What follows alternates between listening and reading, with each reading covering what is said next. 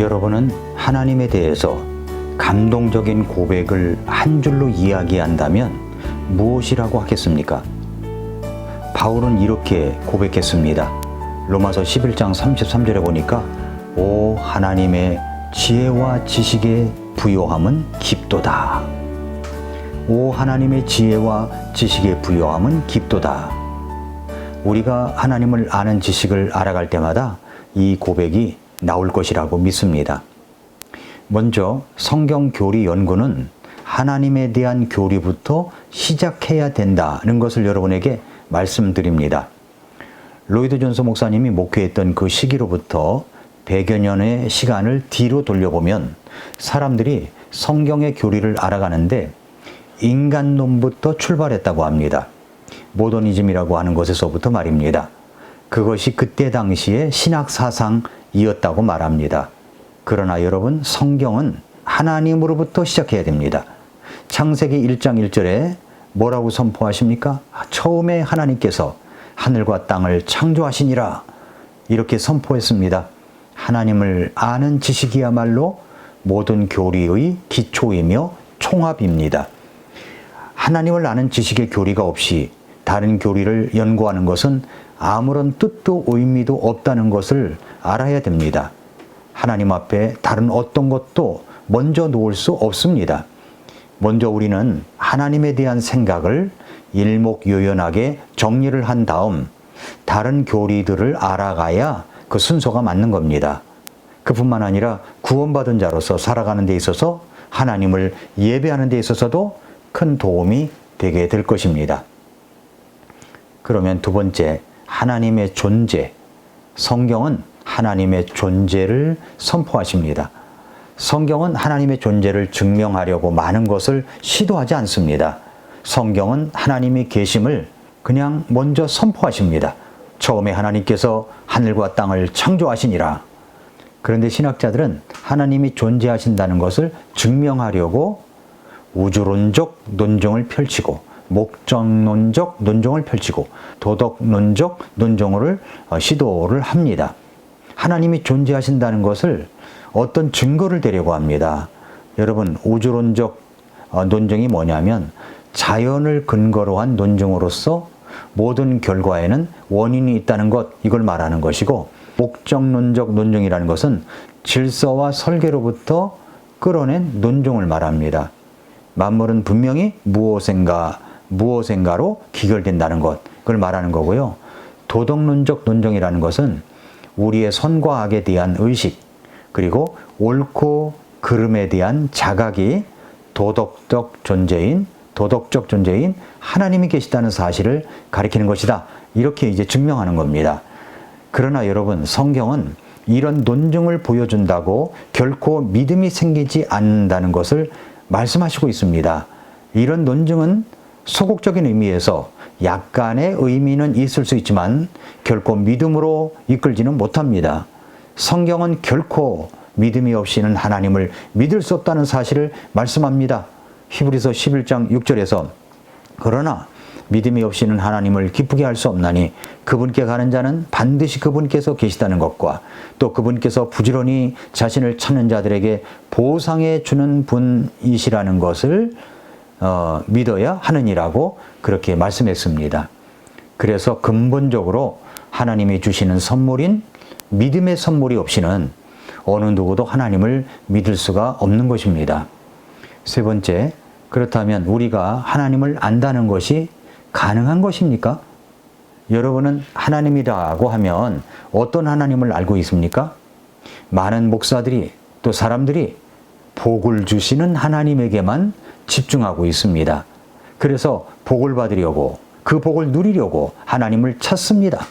복을 주시는 하나님만 알려고 합니다. 그러나 구원의 복보다 더 큰 것은 없을 것입니다. 나를 사랑하시고 예수 그리스도를 통해 구원해 주신 하나님, 그 하나님이 도대체 어떤 분일까 하는 것을 구원받고 나서부터는 더욱 알아가야 합니다. 우리가 왜 이 교리들을 연구하고 공부해야 합니까? 여러분이 갖고 있는 진정한 필요가 무엇입니까? 성경의 가르침은 언제나 우리의 최고의 필요는 하나님을 아는 것이라고 말씀합니다. 그렇다면 하나님을 안다는 것이 가능한 일일까요? 하나님의 존재하신다는 것은 믿지만 하나님을 알아간다는 것은 불가능하다라고 생각하는 사람들이 많습니다. 그러나 그렇지 않습니다. 우리의 최고의 필요이자 목표는 하나님을 아는 것이 되어야 합니다. 그 주님이 주시는 복에 관심을 두는 것이 아니라 그 선물의 근원이 되시는 하나님을 아는 것을 목표로 삼아야 됩니다. 마태복음 5장 8절에 그랬잖아요. 마음이 순수한 자들은 복이 있나니 그들이 하나님을 볼 것이라고요. 요한복음 17장 3절에도 말씀하시기를 영생은 이것이니 곧 그들이 유일하신 참 하나님인 아버지와 아버지께서 보내신 자 예수 그리스도를 아는 것이라고 이야기를 했습니다. 신학적 용어 가운데 신인 동영론이라는 용어가 있습니다. 이 신인 동영론이라는 것은 하나님이 인간적인 감정, 모습, 행동을 가지는 것을 말합니다. 성경을 보면 하나님이 마치 사람인 것처럼 말씀하시는 구절들이 있습니다. 신인 동영론적 표현을 하는 성경 구절들이 성경에 곳곳에 나와 있습니다. 한번 찾아볼까요? 출애굽기 15장 6절에 보면은 오 주여 주의 오른손이 권능으로 영화롭게 되셨나이다. 오 주여 주의 오른손이 그 원수를 내던져 산산조각 내셨나이다. 하나님의 손에 대한 표현이죠. 역대하 16장 9절에 주의 눈은 온 땅 전역을 이리저리 달리며 그분을 향해 마음이 완전한 자들을 위하여 그분의 강하심을 보이시나니.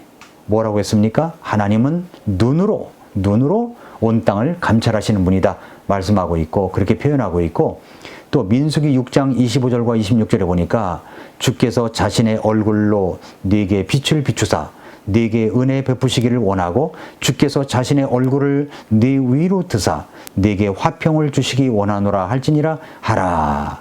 하나님의 얼굴에 대해서 나오죠. 신명기 5장 15절에 보니까 네가 이집트 땅에서 종이었을 때 주 네 하나님이 강력한 손과 뻗은 팔로 너를 거기서 데리고 나왔음을 기억하라. 뭐라고 해요? 하나님의 손과 팔로 표현하고 있습니다. 이사야 1장 20절에 보니까 너희가 거절하고 거역하면 칼에 삼켜지리라. 주의 입이 그것을 말하였느니라. 하나님의 입에 대한 표현이죠. 또 호세아 11장 8절에 보니까 에브라임아 내가 어찌 너를 내주겠느냐, 이스라엘아 내가 어찌 너를 넘겨주겠느냐, 내가 어찌 너를 아드마같이 만들겠느냐, 네가 어찌 너를 스보임같이 두겠느냐, 내 마음이 내 속에서 돌아섬에 내가 뜻을 돌이키는 것이 한꺼번에 불같이 타올랐도다. 뭐라고 말씀해요? 하나님의 마음의 표현을 말씀하고 있죠. 이러한 구절들은 하나님이 인간처럼 신체적 형태를 가지셨다는 의미가 아니라 하나님의 능력과 성품을 이해하기 쉽게 전달하려는 비유적 표현, 신인 동영론적 표현이다 라고 하는 겁니다. 자, 그 다음에 네 번째 보겠습니다. 네 번째는 하나님의 본성입니다. 그렇다면 우리는 하나님에 대해서 무엇을 알고 있습니까? 여기서부터 우리는 하나님의 본성에서부터 하나님을 알아가야 됩니다. 이런 연구의 목적은 단지 지적으로만 하나님을 알아가는 것이 아니라 하나님을 사랑하고 감사하기 때문에 그 하나님을 아는 지식을 갖기 원하는 것이고 그런 하나님을 예배하기 위함입니다. 우리가 하나님을 부를 때 친애하는 하나님이라고 하지 않습니다. 경건함과 두려움으로 우리 하나님을 부릅니다. 거룩하신 하나님 아버지. 그 하나님이 어떤 분이십니까? 그 하나님이 어떤 분이세요? 첫째로 하나님은 무한하신 하나님이십니다. 하나님의 무한성을 이야기하죠. 유한하지 않다는 말입니다. 하나님은 절대적인 존재이시기 때문에 다른 무언가로부터 유래하지도 않으시고 다른 무언가에 영향을 받지도 않으십니다. 하나님은 스스로 계신 분이십니다. 요한계시록 4장 8절에 보니까 거룩하다, 거룩하다 주 하나님 전능자여. 그분은 전에도 계셨고 그리고 지금도 계시고 앞으로 오실 분이시니라 하더라라고 그랬죠. 하나님은 무한하신 분이시라는 것을 성경 처음부터 끝까지 기록하고 있습니다. 하나님은 무한하신 분이십니다. 두 번째로 또 하나님은 영이십니다. 영적인 존재이십니다. 예수님은 하나님은 영이시다라는 말씀을 그 당시 석학인 니고데모 앞에서 하신 것이 아닙니다. 남편 5명이나 갈아치우고 6째 남자와 살고 있던 사마리아 여인에게 하셨습니다. 하나님은 영이시기 때문에 하나님을 본 사람은 없습니다. 하나님은 영이시기 때문에 형상이나 초상을 그렇게 세워서는 안 됩니다. 그리고 세 번째로는 하나님은 어디에나 계시는 분이십니다. 이걸 이제 하나님의 편재성이라고 하죠. 그래서 시편 139편 7절에서 10절 말씀을 보니까 내가 주의 영을 떠나 어디로 가리이까? 혹은 내가 주의 얼굴 앞을 떠나 어디로 피하리이까?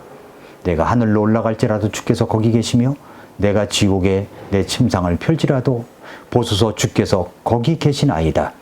내가 아침에 날개들을 치에 바다 맨 끝 지역들에 가서 거할지라도 거기서도 주의 손이 나를 인도하시며 주의 오른손이 나를 붙드시리이다 라고 말씀을 했습니다. 그렇습니다. 하나님은 어디에나 계십니다. 편재성이죠. 또 네 번째로 하나님은 인격이십니다. 복음서에 보면은 예수님께서 나는 무엇이니 하시면서 I am 시리즈를 말씀하셨죠. 나는 부활이요 생명이니 나는 길이요 진리요 생명이니 나는 문이니 등등입니다. 하나님의 최종적인 증거는 주 예수 그리스도이십니다. 예수님은 나를 본 자는 아버지를 보았다고 하셨고 나와 아버지는 하나라고 하셨습니다. 예수님은 인격을 가지고 계셨던 분이십니다.